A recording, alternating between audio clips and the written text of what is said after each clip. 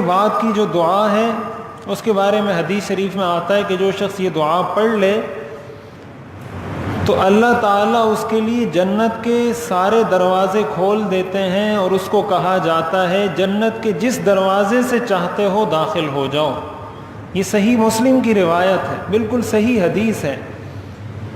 صرف اس بات پر کہ انسان نے وضو کیا اور وضو کے بعد یہ دعا پڑھ لی، اشہد ان لا الہ الا اللہ وحدہ لا شریک لہ واشہد ان محمدا عبدہ ورسولہ اللہم اجعلنی من التوابین واجعلنی من المتطہرین۔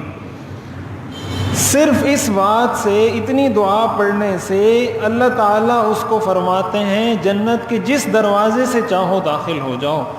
وضو کے بعد کی جو دعا ہے یہ پڑھتے وقت آسمان کی طرف دیکھنا، یہ بھی حدیث سے ثابت ہے۔